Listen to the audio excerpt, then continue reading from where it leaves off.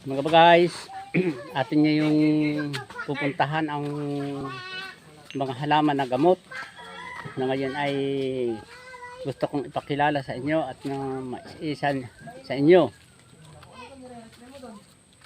Ito mga guys, oh, ang mga halamang ito. Oh. Yan mga guys. Halaman.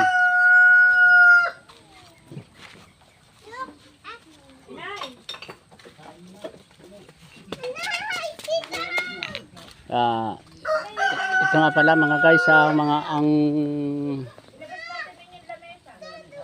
isang uri ng halaman, isang gumamila. Gumamila ito, oh.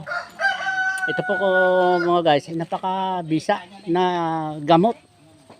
Ito ay isang magandang gamutan sa pagkayo merong pigsa at may bukol. Ito po ay kumuha lang po kayo ng isang mga ilang dahong piraso. Tapos inyong didikdikin at saka nyo itatapal sa may pigsa.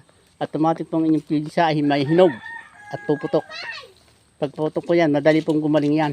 Naalis po yung mga mata ng pigsa. Yan po mga guys. Yan po.